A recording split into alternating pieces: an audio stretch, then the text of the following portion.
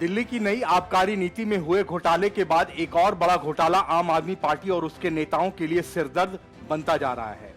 Delhi Waqf board में हुए भ्रष्टाचार मामले में आम आदमी पार्टी विधायक अमानतुल्लाह खान पर शिकंजा कसता जा रहा है।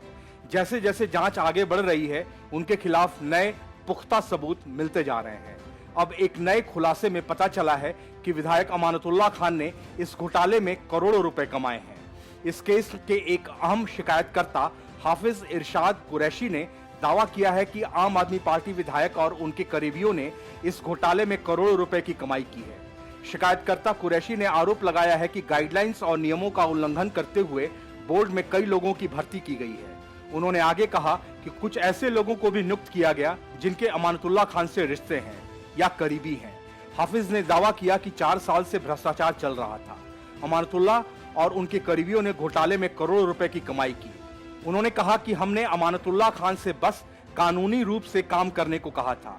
वहीं इससे पहले दिल्ली पुलिस ने अमानतुल्लाह खान के एक करीबी हामिद अली को गिरफ्तार किया था। हामिद के घर से एक अवैध पिस्टल और 12 लाख रुपए कैश मिले थे। हामिद ने एसीबी की पूछताछ में कहा कि अमानतुल्लाह खान ने अपने हथियार और कैश उसके घर में रखा था। सारे ट्रांजैक्शन विधायक के निर्देश पर ही किए गए थे। हामिद अली ने कहा कि मैं मूल रूप से यूपी के बुलंदशहर का रहने वाला हूं और प्रॉपर्टी से जुड़े काम करता हूं। शुरुआत से ही अमानतुल्लाह खान से जुड़ा हुआ हूं। विधायक से जुड़े वित्तीय काम और प्रॉपर्टी लेन देन उनके निर्देश पर किए गए हैं। गौरतलब है कि दिल्ली वक्फ बोर्ड में भ्रष्टाचार के आरोपों से घिरे चेयरमैन और ओखला से आम आदमी पार्टी विधायक अमानतुल्लाह खान को गिरफ्तारी के बाद कोर्ट ने 4 दिन की पुलिस हिरासत में भेज दिया है। एंटी करप्शन ब्यूरो यानी एसीबी की छापेमारी और विधायक के करीबियों के घर से कैश और हथियार बरामदगी के बाद पुलिस ने अमानतुल्लाह खान और इनके करीबी हामिद अली को गिरफ्तार किया। इस बीच आपने अमानतुल्लाह खान को निर्दोष बताया है। खुद दिल्ली के मुख्यमंत्री अरविंद केजरीवाल और उप मुख्यमंत्री मनीष सिसोदिया ने अमानतुल्लाह का बचाव करते हुए इसे गुजरात चुनाव और ऑपरेशन लोटस से जोड़ा है। आपका कहना है कि अमानतुल्लाह बेकसूर हैं और साजिश के तहत उन्हें फंसाया जा रहा है। आपके प्रवक्ता सौरभ भारद्वाज ने हामिद अली के अमानतुल्लाह खान का बिजनेस पार्टनर होने से इनकार किया। Bureau report, news of India. Bihar में नीतीश कुमार ने जो धोखा भाजपा को दिया था, उस धोखे का बदला भाजपा चुन चुन कर ले रही है। एक तरफ नीतीश कुमार प्रधानमंत्री बनने की इच्छा अपने दिल में बसाए विपक्ष को एकजुट करने की कोशिशों में लगे हुए हैं, वहीं दूसरी तरफ भाजपा पूरे देश से नीतीश की पार्टी को अस्तित्व से मिटाए दे रही है। पहले अरुणाचल, फिर मणिपुर, फिर दमन और दीव, अब दादर एवं नगर हवेली में जेडीयू का अस्तित्व खत्म करते हुए उसकी पूरी इकाई को भाजपा ने अपने पाले में मिला लिया।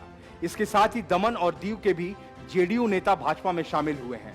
इस तरह भाजपा ने जेडीयू को एक और बड़ा तगड़ा झटका देते हुए उसे याद दिलाया कि मोदी शाह के युग में भाजपा ईंट का जवाब पत्थर से देती है। दादर नगर हवेली में जेडीयू के सभी 15 सदस्य भाजपा का हिस्सा बन चुके हैं।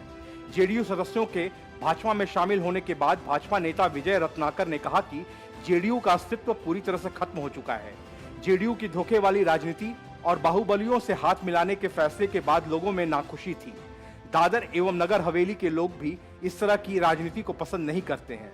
बता दें कि जेडीयू के नेता एवं स्थानीय निकायों में निर्वाचित सदस्य भाजपा अध्यक्ष जेपी नड्डा की उपस्थिति में भाजपा में शामिल हुए हैं। इससे पहले हाल ही में जेडीयू की दमन और दीव इकाई का भाजपा में विलय होने का ऐलान किया गया था और उससे पहले मणिपुर में जेडीयू के 5 विधायक और अरुणाचल प्रदेश में जेडीयू के एकमात्र विधायक भाजपा में शामिल हो गए थे। इसमें दमन और दीव के जदयू के 17 जिला पंचायत सदस्यों में से 15 और राज्य जदयू की पूरी इकाई शामिल थी। इस तरह नीतीश कुमार की पार्टी की यह तीसरी इकाई है जिसके नेता जेडीयू के भाजपा के साथ अलग होने के बाद भाजपा में शामिल हो गए। अब सवाल उठ रहे हैं कि पूरे विपक्ष को एकजुट करने के सपने देख रहे नीतीश कुमार से जब अपनी खुद की पार्टी संभल नहीं रही तो वो पूरे विपक्ष को कैसे संभालेंगे। नीतीश कुमार ख्वाब देख रहे हैं कि वो विपक्ष को एक मंच पर लाकर खुद प्रधानमंत्री पद के उम्मीदवार बन जाएंगे और प्रधानमंत्री मोदी को टक्कर देंगे, लेकिन यह सब तो दूर की कौड़ी है। उनसे अभी देश के कई राज्यों में अपनी ही पार्टी की यूनिट के नेता टूटकर भाजपा के पाले में जा रहे हैं। राजनीतिक जानकार कहते हैं कि सियासत में जब कोई शख्स ऊंचे ख्वाब देखता है, किसी मिशन पर आगे बढ़ता है, तो सांकेतिक तौर पर मिले झटकों का भी बड़ा महत्व होता है। बिहार की सियासत में जब नीतीश कुमार ने प्रयोग किया और राष्ट्रीय फलक पर आने के संकेत देने लगे तो बड़ा झटका मणिपुर में लगा। अगर मणिपुर से लोकसभा सीटों की संख्या को देखें तो संख्या महत्वपूर्ण नहीं है। बल्कि 5 विधायकों के भाजपा में जाने का मतलब है कि जमीनी तौर पर जेडीयू का विस्तार सिकुड़ गया और उसके बाद तो कई राज्यों की पूरी यूनिट ही भाजपा में चली गई। गौरतलब है कि पिछले महीने नीतीश कुमार ने भाजपा के साथ लगभग 20 महीने का गठबंधन तोड़ते हुए राज्य में अपनी निकट प्रतिद्वंदी पार्टी आरजेडी के साथ गठबंधन कर अपनी सरकार बना ली थी। इसके बाद नीतीश कुमार ने 2024 के लोकसभा चुनाव के लिए भाजपा के खिलाफ आक्रामकता दिखाते हुए देश भर के विपक्षी नेताओं से मुलाकात की थी। नीतीश 2024 के लोकसभा चुनाव के लिए भाजपा के खिलाफ संयुक्त मोर्चा बनाने के लिए विपक्षी नेताओं से मुलाकात कर रहे हैं। बहरहाल बिहार में नीतीश कुमार ने भाजपा को जरूर झटका दिया था, लेकिन उसके बाद देश के जिन राज्यों में भी जेडीयू का अस्तित्व है वहां भाजपा उसे खत्म करती जा रही है और उनके प्रधानमंत्री बनने के सपने को भी चूर चूर करती जा रही है। Bureau report, news of India. Abhishek Banerjee, Rujira Banerjee, Partha Chatterjee और अनुव्रत मंडल जैसे नेताओं के घोटालों में उलझी ममता बनर्जी की उलझनें सुलझती नहीं दिख रही हैं और जब उलझनें नहीं सुलझती हैं तो गांठें पड़नी शुरू हो जाती हैं। ममता बनर्जी की पार्टी में अब यही सब होता दिख रहा है। पार्थ चटर्जी के पकड़े जाने के बाद से ममता बनर्जी को उनकी पार्टी के कई नेताओं ने निशाने पर लिया। ताजा मामला टीएमसी के सांसद प्रसून बनर्जी का है। प्रसून बनर्जी ने कैबिनेट में मंत्रियों के चयन पर सवाल उठाकर सीधे ममता बनर्जी को कटघरे में खड़ा कर दिया है। उन्होंने मदन मित्रा को खेल मंत्री के रूप में कैबिनेट का हिस्सा न बनाने पर ऐतराज जताया। हावड़ा के बाली में आयोजित पार्टी के कार्यक्रम के दौरान प्रसून बनर्जी के साथ मदन मित्रा भी मंच पर मौजूद थे। प्रसून बनर्जी के बयान पर पार्टी के अंदर बवाल मचने लगे हैं। पार्टी नेता इसे कोड ऑफ कंडक्ट का उल्लंघन बता रहे हैं। भारतीय फुटबॉल टूर्नामेंट के पूर्व कप्तान प्रसून बनर्जी ने कहा कि ममता के कैबिनेट में मित्रा को खेल मंत्री के रूप में न देखकर निराशा हुई। उन्होंने कहा कि वह एक बेहतरीन खेल मंत्री साबित होते। फिलहाल बंगाल में खेल मंत्री का पद टीएमसी के कद्दावर नेता अरूप विश्वास के पास है। खेल राज्य मंत्री मनोज तिवारी हैं, जो हावड़ा से विधायक हैं। कार्यक्रम में मित्रा की तरफ इशारा करते हुए प्रसून बनर्जी ने कहा कि मुझे इनके लिए खेल मंत्री के अलावा कुछ और स्वीकार नहीं है। मुझे उनके ऊपर गर्व है। वह मेरे पसंदीदा व्यक्ति हैं और मैं उन्हें प्यार करता हूं। सांसद बनर्जी ने कहा कि मदन मित्रा ने इतिहास बनाया है। ऐसा करने वाले वह सिर्फ टीएमसी नहीं बल्कि देश के व्यक्तित्व हैं। वह दूसरे से पूरी तरह से अलग हैं। उन्होंने कहा कि शुरुआत के कुछ लोग हैं जो दीदी के साथ खड़े हैं, कई लोग उनका साथ छोड़ चुके हैं। मदन मित्रा को सम्मान जरूर मिलना चाहिए।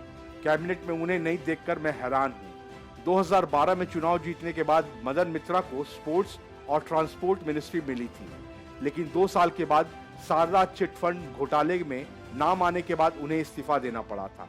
बाद में 2016 के विधानसभा चुनाव में वह कमारहाटी से हार गए थे। हालांकि मदन मित्रा मंत्रालय में तो जगह नहीं पा सके, लेकिन अपने बयानों और सोशल मीडिया पोस्ट को लेकर चर्चा में रहे। इसको लेकर पार्टी ने भी उनके ऊपर सवाल उठाया था। प्रसून बनर्जी के बयान को लेकर पार्टी के अंदर खाने से आवाज उठने लगी है। एक वरिष्ठ टीएमसी नेता ने कहा कि यह पार्टी आचार संहिता का उल्लंघन है। इस नेता ने कहा कि मुझे तो लगता है कि उन्हें एहसास हो गया है कि अब उनको 2024 के लोकसभा चुनाव में टिकट नहीं मिलने वाला, तभी वह इस तरह के कंट्रोवर्शियल बयान दे रहे हैं। वह टीएमसी के प्रवक्ता कुणाल घोष ने प्रसून बनर्जी के बयान को उनकी निजी राय बताया है। उन्होंने कहा कि राज्य की कैबिनेट में किसे जगह मिलेगी और किसे नहीं, यह तय करना मुख्यमंत्री का काम है। पूरे मामले पर तंज कसते हुए भाजपा नेता सामिक भट्टाचार्य ने कहा कि यह इस बात का एक और सबूत है कि टीएमसी के अंत की शुरुआत हो चुकी है। पार्टी नेतृत्व को इस बात का एहसास हो जाना चाहिए। Bureau report, news of India. Punjab के मुख्यमंत्री भगवंत मान जर्मनी सैर करने गए थे। उन्होंने वहां जमकर मजे किए। बीएमडब्ल्यू को लेकर फेक खबर चलवाई। पोल खुली तो फजीहत हुई। बारी लौटने की आई तो मुख्यमंत्री साहब पीकर इतने टल्ली हो गए कि लुफ्थांसा ने उन्हें अपने विमान से नीचे उतार दिया। इस बात को लेकर पंजाब में सियासी बवंडर उठ खड़ा हुआ था। संसद में शराब पीकर आने वाले भगवंत मान के बारे में अरविंद केजरीवाल ने यह दावा किया था कि अब वे पीना तो दूर शराब को हाथ भी नहीं लगाते हैं। लेकिन अरविंद केजरीवाल के हर दावों की तरह यह दावा भी फर्जी ही साबित हुआ। अब सुखबीर बादल ने ट्वीट कर कहा कि साथ के यात्रियों के हवाले से चौंकाने वाली मीडिया रिपोर्ट सामने आई है। पंजाब के मुख्यमंत्री भगवंत मान को लुफ्थांसा एयरलाइन से उतार दिया गया था क्योंकि उन्होंने बहुत अधिक शराब पी रखी थी। इसके चलते फ्लाइट 4 घंटे लेट हो गई। उन्होंने कहा कि ये रिपोर्ट पंजाबियों को दुनिया भर में शर्मिंदा करने वाली है। सुखबीर के मुताबिक एयरलाइंस ने यह कदम इसलिए उठाया क्योंकि मुख्यमंत्री मान ने इतनी शराब पी रखी थी कि वे खड़े भी नहीं हो पा रहे थे। बादल ने यह दावा मीडिया रिपोर्ट्स के हवाले से किया। आम आदमी पार्टी ने मुख्यमंत्री भगवंत मान को प्लेन से उतारे जाने की खबरों को निराधार बताया है। सुखबीर बादल ने आगे लिखा कि चौंकाने वाली बात यह है कि पंजाब की सरकार मुख्यमंत्री को लेकर इस तरह की रिपोर्ट पर शांत है।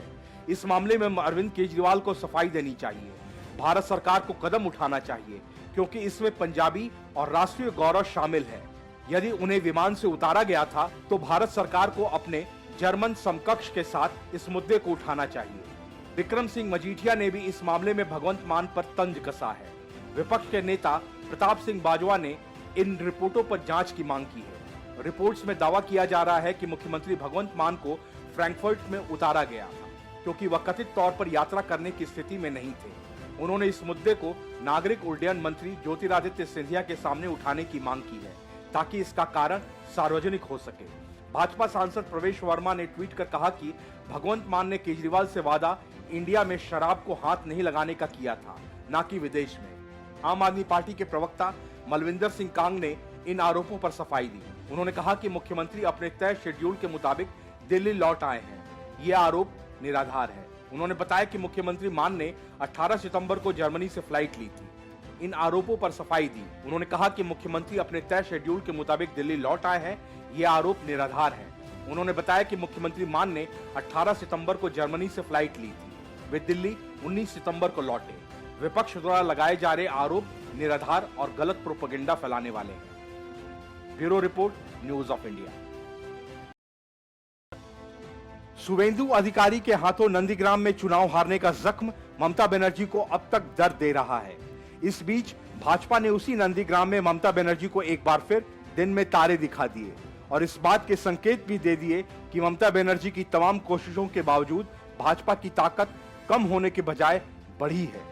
ममता बनर्जी का गढ़ कहे जाने वाले नंदीग्राम के ब्लॉक 1 में भेकुटिया सहकारी कृषि विकास समिति के चुनाव में भाजपा टीएमसी को करारी मात दे दी है।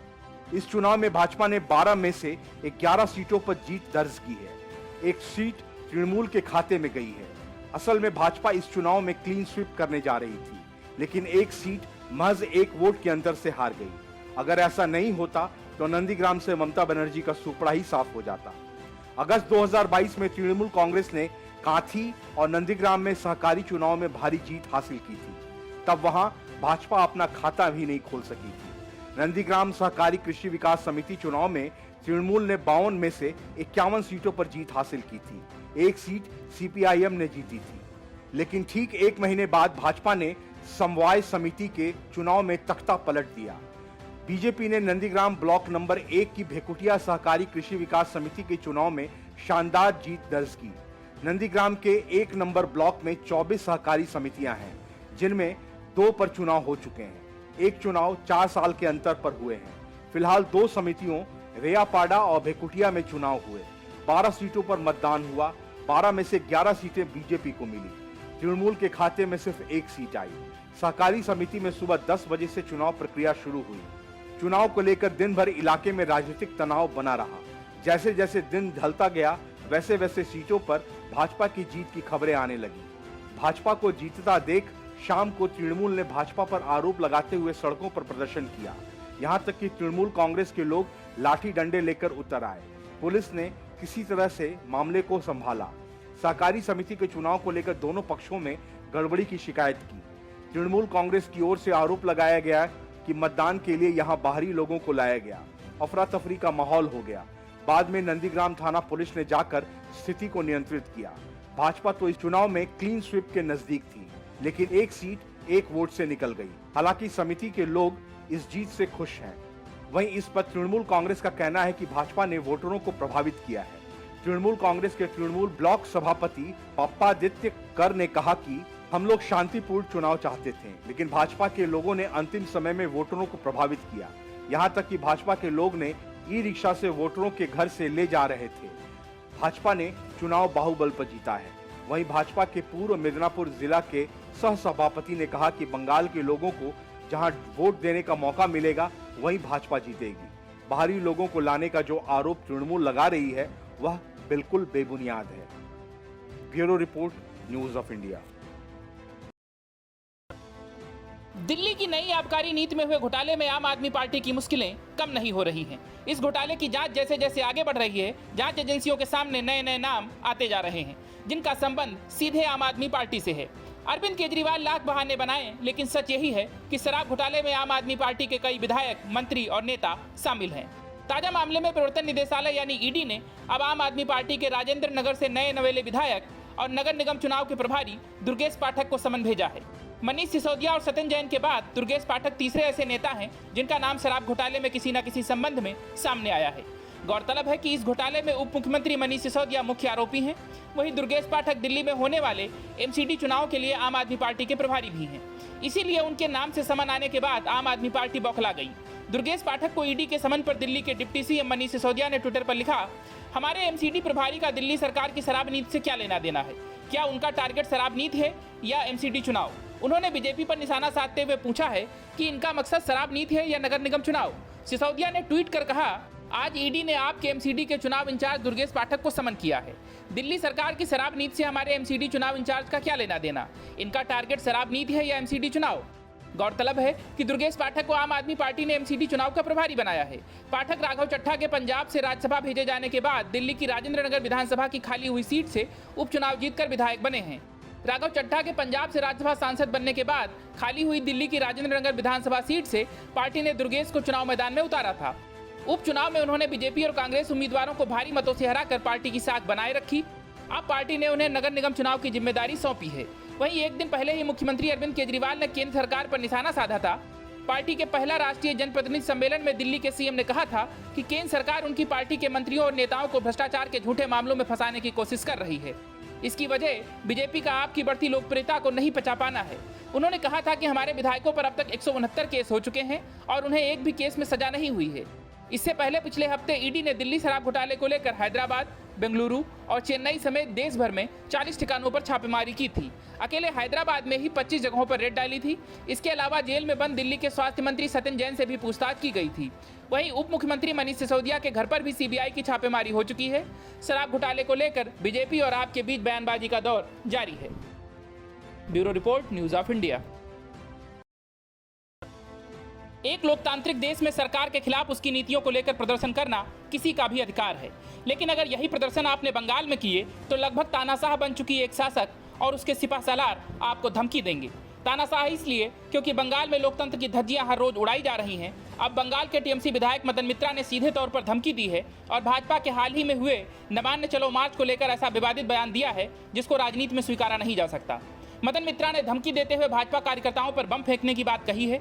उन्होंने कहा कि 13 सितंबर को सचिवालय मार्च के दौरान हिंसा में शामिल रहे भाजपा कार्यकर्ताओं को ठीक करने में महज 10 मिनट लगेंगे। मित्रा ने कहा कि हम एक बाइक पर 2 लड़के भेज सकते हैं जो 4 देसी बम फेंकेंगे। इससे बड़ी बड़ी बातें करने वाले लोग भागते नजर आएंगे। अपने निर्वाचन क्षेत्र कमरहाटी में एक जनसभा को संबोधित करते हुए उन्होंने भाजपा कार्यकर्ताओं से बदला लेने की बात तक कह दी, लेकिन बात बिगड़ती देख उन्होंने डैमेज कंट्रोल करने की कोशिश की और फिर बात को संभालते हुए मित्रा ने कहा कि हमारी पार्टी भाजपा की नीतियों का बदला लेने के पक्ष में नहीं है। हम केवल भाजपा को यह बताना चाहते हैं कि टीएमसी क्या कर सकती है, लेकिन हम उस हद तक नहीं जाएंगे। इस तरह की कार्रवाई का कोई मतलब नहीं है। ऐसा करना अच्छी बात नहीं है। टीएमसी विकास चाहती है, हिंसा नहीं। हमारी पार्टी प्यार और करुणा की भाषा बोलती है, बर्बरता की नहीं। हालांकि अपने डैमेज कंट्रोल में भी उन्होंने साफ तौर पर यह इशारा किया कि टीएमसी क्या कर सकती है, मतलब ये कि टीएमसी बम फेंककर भाजपा कार्यकर्ताओं से बदला ले सकती है। लेकिन मित्रा शायद भूल रहे हैं कि राजनीति में हिंसक प्रदर्शन होना कोई नई बात नहीं है और जब टीएमसी विपक्ष में थी तब उसने भी वाम सरकारों के खिलाफ इससे ज्यादा कहीं हिंसक प्रदर्शन किया था। वहीं मित्रा ने कहा कि प्रदर्शनकारियों ने सरकारी संपत्तियों पर हमला किया, टीएमसी और प्रशासन को धमकी दी। अगर पार्टी के उच्च अधिकारियों से कोई निर्देश मिलता है तो गुंडागर्दी और बर्बरता में शामिल लोगों को पीटने में समय नहीं लगेगा। टीएमसी हमलावरों के रूप में दोगुनी ताकत से जवाबी कार्रवाई कर सकती है। वहीं मित्रा के बयान पर भाजपा नेता राहुल सिन्हा ने कहा, टीएमसी नेता इस तरह की टिप्पणियां इसलिए कर रहे हैं क्योंकि वे आम लोगों का समर्थन खो रहे हैं। टीएमसी केवल कुछ ही दिनों की है। वहीं भाजपा विधायक श्री रूपा मित्रा चौधरी ने कहा कि मित्रा को ऐसे बयान देने की आदत है। हमने उन्हें पहले भी इस तरह के बयान देते हुए देखा है। वो जो कहते हैं उस पर प्रतिक्रिया देना बेकार है। वो अपनी नौटंकी के लिए जाने जाते हैं। गौरतलब है कि भाजपा ने 13 सितंबर को ममता बनर्जी की सरकार के खिलाफ भ्रष्टाचार और कानून व्यवस्था के मुद्दे पर आंदोलन किया था। इसे सचिवालय चलो मार्च यानी नबान्य चलो मार्च नाम दिया गया था। इसके लिए पश्चिमी बंगाल के कई जिलों से भाजपा कार्यकर्ता और नेता ट्रेन और बसों से कोलकाता पहुंचे थे। भाजपा कार्यकर्ताओं और पुलिस के बीच हिंसक झड़प भी हुई थी। Bureau report, news of India. Congress की भारत जोड़ो यात्रा अब पूरी तरह से कांग्रेस तोड़ो यात्रा बन चुकी है। साथ ही घर का भेदी लंका ढाए वाली कहावत भी यहां बार बार चरितार्थ हो रही है। यात्रा शुरू होने से पहले ही कांग्रेस में इस्तीफों का दौर शुरू हुआ। उसके बाद गुलाम नबी आजाद सहित कई राज्यों में कांग्रेस के कई बड़े नेता पार्टी छोड़ चुके हैं और यात्रा के साथ अनगिनत विवाद भी जुड़ चुके हैं। लेकिन अब कांग्रेस के साथ इस यात्रा में सीधे तौर पर जुड़े हुए शीर्ष कांग्रेसी नेताओं से संबंधित विवाद भी सामने आ रहे हैं और पार्टी के अपने नेता ही राहुल गांधी पर निशाना साध रहे हैं। दरअसल कहा जा रहा है कि मध्य प्रदेश के पूर्व मुख्यमंत्री दिग्विजय सिंह भारत जोड़ो यात्रा के सूत्रधार हैं। वो भारत जोड़ो यात्रा के रूट से लेकर उसका पूरा प्रबंधन संभाल रहे हैं। लेकिन दूसरी तरफ उनके छोटे भाई और विधायक लक्ष्मण सिंह ने यात्रा को लेकर राहुल गांधी पर निशाना साधा है। लक्ष्मण सिंह ने साफ तौर पर कहा है कि केवल चलने से वोट नहीं बढ़ेंगे। लक्ष्मण सिंह ने कहा कि भारत जोड़ो यात्रा अच्छा विचार है, लेकिन राहुल को यह यात्रा पहले निकालनी चाहिए थी। चलने से फर्क पड़ता है, लेकिन जब तक बूथ स्तर पर काम नहीं करेंगे तब तक वोट नहीं बढ़ेंगे। लक्ष्मण सिंह ने कांग्रेस अध्यक्ष के चुनाव को लेकर भी बड़ी बात कही। उन्होंने कहा कि जब राहुल गांधी खुद कह रहे हैं कि अध्यक्ष नहीं बनना है, तो फिर जबरदस्ती क्यों उन्हें बनाने की बात कर रहे, बार बार क्यों इसके पक्ष में माहौल पैदा कर रहे हैं। या गलत है, मैं इसके पक्ष में नहीं हूँ। पार्टी में कई काबिल लोग हैं, कोई ना कोई आगे आएगा और अध्यक्ष बनेगा। पार्टी किसी एक व्यक्ति से नहीं चलती है, पार्टी कार्यकर्ताओं से चलती है। कार्यकर्ता ही राष्ट्रीय अध्यक्ष तय करेंगे। गांधी परिवार खुद मना कर रहा है। सोनिया गांधी पहले ही इस्तीफा दे चुकी हैं। फिर क्यों लोग इस तरह का माहौल बना रहे हैं, ये गलत है। लक्ष्मण सिंह ने आगे कहा कि अगर प्रियंका गांधी चाहती हैं तो पार्टी अध्यक्ष का चुनाव लड़ें। चुनाव लड़ने का सबको अधिकार है। कांग्रेस अध्यक्ष पद के लिए 9000 वोट हैं। जिसको ज्यादा मिलेंगे वो जीत जाएगा। जिसे लड़ना होगा वो लड़ेगा और जीतेगा। हम उसके नेतृत्व में काम करेंगे। गौरतलब है कि कांग्रेस के पूर्व राष्ट्रीय अध्यक्ष राहुल गांधी की भारत जोड़ो यात्रा को 16 दिन हो चुके हैं, लेकिन अब तक इस यात्रा के साथ कई विवाद जुड़ चुके हैं। Bureau report, news of India.